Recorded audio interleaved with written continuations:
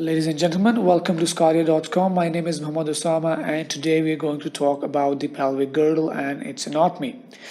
So in this series of lecture, we're going to cover different topics regarding the pelvic girdle. So we are going to start off with the section number 1, in which we're going to cover the structure and bony landmarks of the pelvic girdle. In this section, we're going to specifically focus on the sacrum, the coccyx, and the two innominate bones. These are the 4 bones that make up the pelvic girdle. We're also going to take a look at the bony landmarks of these individual bones, including the sacrum, the coccyx, and the bony landmarks of the constituent bones of the innominate bone, which is the ilium, ischium, and pubis. In the second section, we're going to talk about the true and false pelvis. And in order to understand that, we're going to take a look at the function of the pelvic girdle. We're also going to talk about the pelvic inlet and pelvic outlet, which are actually demarcations which divide the pelvis into true pelvis and false pelvis. We're also going to take a look at the gender-based differences in the structure of the pelvis, which actually complements the function of the pelvis based on gender as well.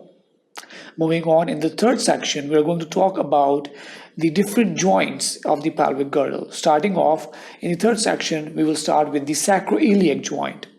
So in the sacroiliac joint, we're going to talk about the structure of the sacroiliac joint as well as its function.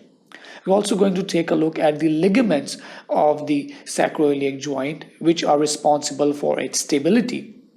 We're also going to take a look at the movements that occur at the sacroiliac joint, even though they are very much limited, but they are very important in terms of 2 movements, that is nutation and counter-nutation.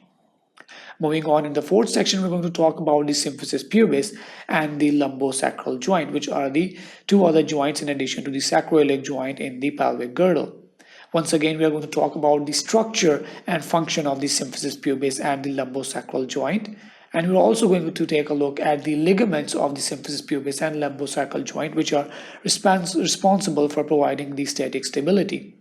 At the end, we're also going to take a look at the lumbosacral angle, which is a very important functional significance in related to the biomechanics of the pelvic girdle.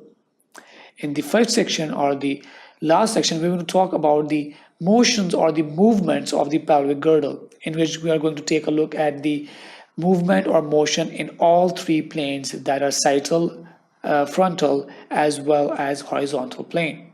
We're also going to take a look at the pelvic tilting and pelvic rotation, and both anterior and posterior pelvic tilting as well as lateral pelvic tilting. At the end, we are going to take a look at the force coupling and pelvic girdle motions. And that's all that we're going to cover in this specific series of lecture. So stay tuned to sqadia.com for more lectures like this. Thank you very much.